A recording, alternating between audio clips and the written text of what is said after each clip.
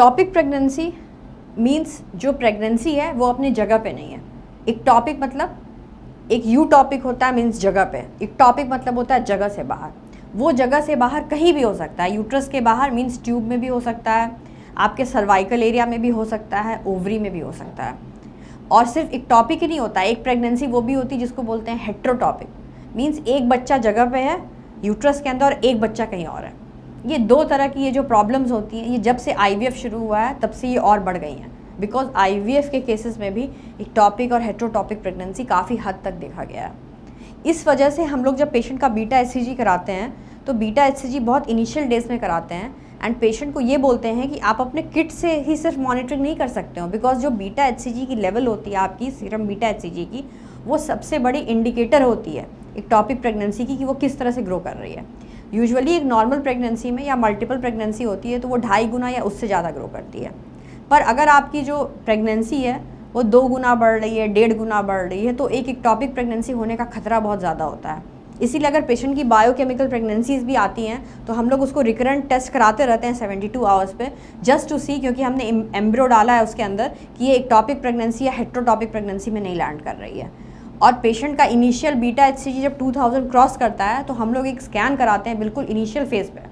देखने के लिए कि जो सैक है वो कहाँ पे चिपका है, वो यूट्रस में चिपका है या यूट्रस के बाहर चिपका है।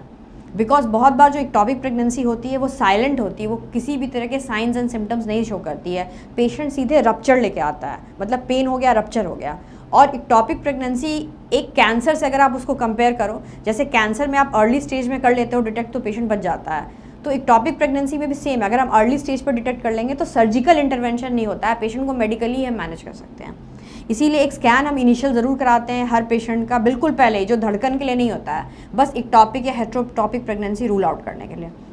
पेशेंट को सिम्टम्स में अक्सर क्या होता है, उनको एक्यूट पेन होता है, बहुत ज़्यादा दर्द होता है, या उनको इर्रेगुलर ब्लीडिंग होगी, इर्रेगुलर स्पॉटिंग होगी। तो ये सब जो सिम्टम्स होते हैं ये प्रेगनेंसी में भी होते हैं, उसको मास्क करते हैं। इसीलिए जो पैरामीटर है, टूल है, वो सबसे इंपॉर्टेंट है कि आप एक डॉक्टर के पास जाओ इमीडिएटली और अल्ट्रासाउंड कराओ। और अगर आप वैसे पकड़ोगे तो एक्यूट पेन जो कि बहुत ही ज़्यादा होता है, आप उसको बेयर नहीं कर सकते, वो अनबेयरेबल पेन होता है। और साथ में स्पॉटिंग होती है, इर्रेगुलर स्पॉटिंग। अगर आपको जब इर्रेगुलर स्पॉटिंग हुई है वो सबसे पहला साइन होता है, अगर आप उसी वक्त डॉक्टर के पास आ जाओ तो हो सकता है जहाँ पे आपकी इक्टॉपिक प्रेगनेंसी पड़ी हो वो फटे नहीं, रप्चर नहीं हो, तो फिर आप सर्जिकल इंटरवेंशन से बच सकते हो। तीसरी चीज़ ये होती है, कभी कभी पेशेंट कंटिन्यूस लूज मोशन से प्रेजेंट करते हैं इक्टॉपिक में, या कुछ पेशेंट्स को एक्सेसिव जो है सो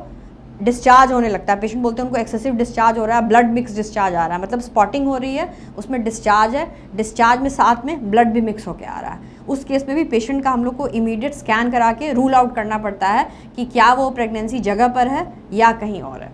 तो ये कुछ लक्षण है जिससे आपको इक्टॉपिक प्रेगनेंसी आप समय रहते डायग्नोस कर सकते हो। कुछ लोगों को क्रॉनिक इक्टॉपिक भी होता है, मींस वो इक्टॉपिक लॉन्ग टाइम पे बना रहता है, वो फट जाता है और फट करके वहीं पे एक मास बना लेता है, वो भी डायग्नोस करना बहुत ज़रूरी होता है और उसको बाहर निकालना पड़ता है, वो ऐसे क्योर नहीं हो पाता है। और उस केस में पेशेंट को persistent pain, irregular loose motions, irregular bleeding ऐसे होती रहती, स्पॉटिंग होती रहती है, सेक्स करते समय उनको पेन होता है, डिस्पैरियूनिया होता है, ये कुछ प्रॉब्लम्स हैं जो आती हैं।